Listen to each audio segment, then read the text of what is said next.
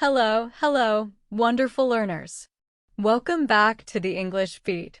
I am your host, Sarah, and I am so incredibly happy that you decided to press play today. Whether you are listening to me while washing the dishes, driving to work, or maybe you're taking a walk in the park, thank you for letting me be part of your day. Now, take a deep breath with me. Relax your shoulders. Unclench your jaw. You are in a safe space here. Today, we are going to tackle the biggest monster in the room. We aren't talking about grammar rules that make your head hurt. We aren't talking about vocabulary lists that are 10 miles long. No. Today, we are talking about the heart of language. We are talking about our episode title, Real Conversations, Real Learning, Improve English Speaking in Everyday Situations. I chose this title for a very specific reason. I get emails from you guys every single day, literally, my inbox is full, and do you know what the number one complaint is? It's not, Sarah, I don't understand the present perfect continuous tense. No, it is this, Sarah, I have studied English for 5 years. I can read books. I can watch movies. But yesterday, a tourist asked me for directions on the street, and I froze. My mind went blank. I couldn't speak. Does that sound familiar? If you are nodding your head right now, or if you just whispered, yes, that's me, then this episode is dedicated to you.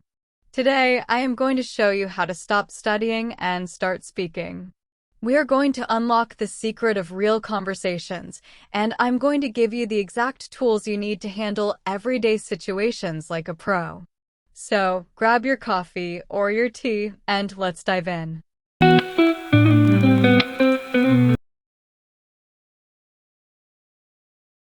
First, let's talk about why we freeze. Why is it that you can write a perfect email, but you can't order a pizza on the phone without sweating? It is because you are trying to be perfect. You have been trained by textbooks that say there is only one right answer. But guess what? Real conversations are messy. They are beautiful, but they are messy. Imagine this. You are in a coffee shop in London or New York. It's loud. The espresso machine is making that screaming noise, shhhhhh. People are chatting, music is playing. You get to the counter. The barista looks at you and says, "What you want?" You panic. Your textbook didn't teach you what you want. It taught you, "What would you like to order today, sir?" In that moment of panic, you lose your confidence. So, step 1 to improve English speaking is to accept the mess. You need to change your goal. Your goal is not perfect grammar. Your goal is connection. Did you get the coffee? Yes? Then your English was perfect for that situation. I want you to write this down in your mind or on a sticky note. Connection over perfection. Say it with me. Connection over perfection. When you focus on connecting with the human being in front of you, the fear disappears. You stop performing and you start communicating. And that is where real learning happens. Okay, enough philosophy. I know you guys love practical tips. You want to know what to say. Let's look at 3 specific everyday situations where learners struggle, and I'm going to give you some magic phrases. These are phrases that native speakers use all the time, but they rarely appear in textbooks. These phrases will help you sound natural and feel confident. Situation number 1, the friendly greeting. Small talk. 2 words that strike fear into the hearts of students everywhere. I know. You hate it. You think it's fake. But in English-speaking cultures, small talk is the bridge to deep conversation. You cannot cross the river without the bridge. The problem is, most students sound like robots. Person A, how are you? Person B, I am fine, thank you. And you? Boring. It kills the conversation instantly. It's like a conversation zombie. If you want to improve English speaking in everyday situations, you need to spice this up. When someone asks, "How are you?" try these alternatives. Option A, the honest and positive. I'm doing pretty good, actually. Just busy with work. How's your day going? Notice the flow? Pretty good, not just fine. And I immediately threw the ball back to them with, how's your day going? Option B, the relatable struggle, oh hanging in there. Looking forward to the weekend. What about you? Hanging in there is such a great phrase. It means life is tough, but I'm surviving. It makes people smile because it's honest. Your homework task. Next time you see a colleague or a neighbor, do not say, I am fine. Use, I'm doing pretty good or hanging in there. Watch how their face changes. They will see you as a fluent speaker, not a student. Situation number 2, the I don't understand panic. This is a big one. Someone is talking to you fast, maybe a cashier, maybe a boss, and you miss a word. What do most students do? They do the smile and nod. Giggles. You know exactly what I'm talking about. You smile, you nod your head, and you pray they didn't ask you a question. But this is dangerous. What if they just said, your car is on fire? And you just smiled and nodded. To have real conversations, you must be brave enough to interrupt. But you need to do it politely.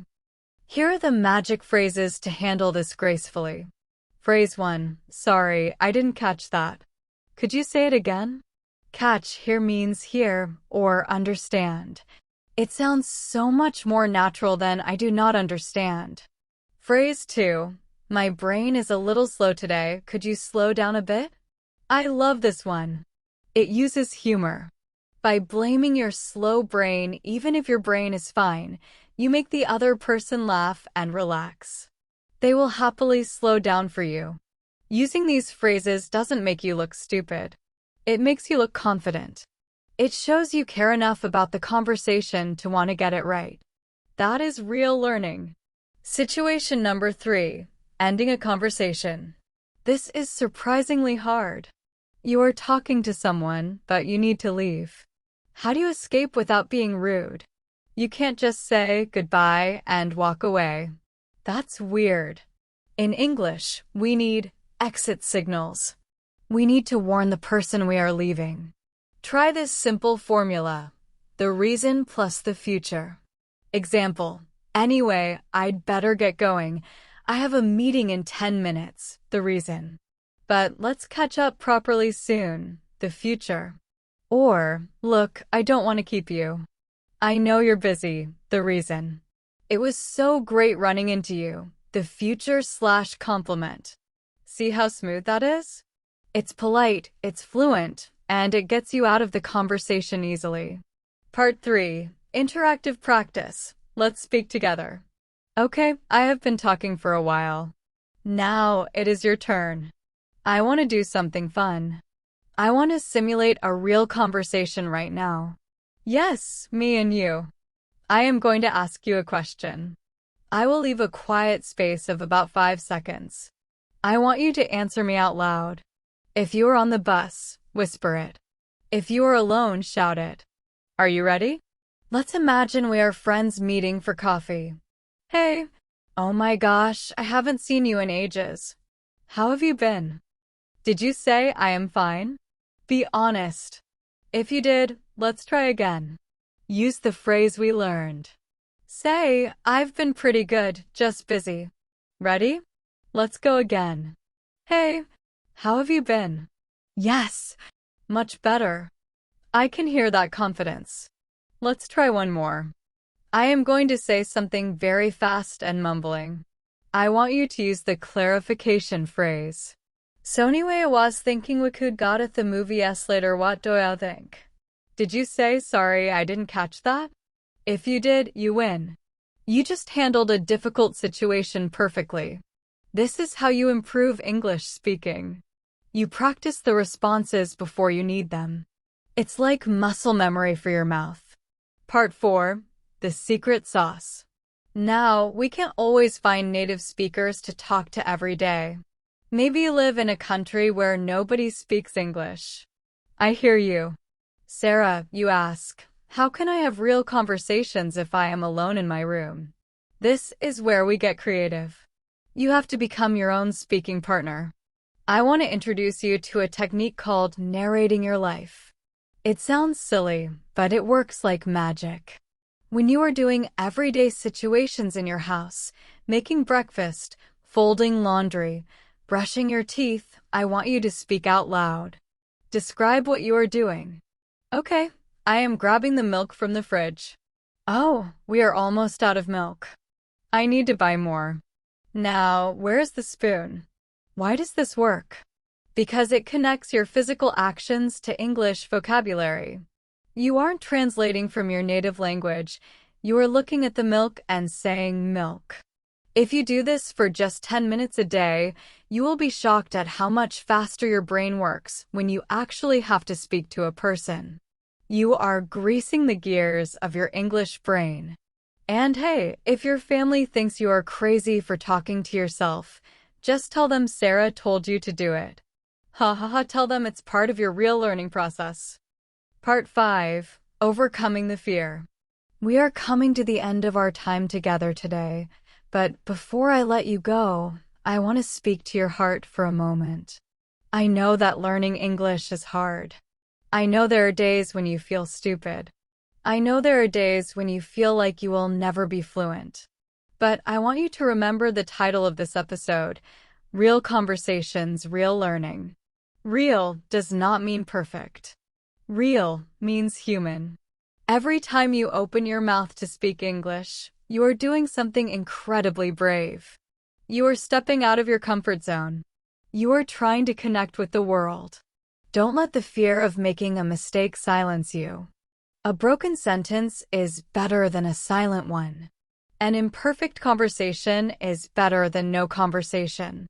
You have a voice. You have stories to tell. You have jokes to make. Don't let grammar hold those stories prisoner inside your head. Go out there this week and make mistakes. Go to the shop and ask a question. Say hello to a stranger. Mispronounce a word and laugh about it. Because that is how you learn. That is how you grow. Thank you so much for listening to the English Beat podcast. I really hope this episode, gave you some confidence and some practical tools to use. If you enjoyed this, please do me a huge favor. Share this episode with a friend who is also learning English. Let's build a community of brave, imperfect, wonderful speakers together. And hey, I want to hear from you. Leave a comment below. Tell me, what is one real conversation you are going to try this week? Are you going to order coffee? Are you going to call a hotel? Let me know. I read every single comment. Until next time, keep practicing, keep speaking, and remember, connection over perfection. I'm Sarah, and I'll see you in the next episode. Bye, guys.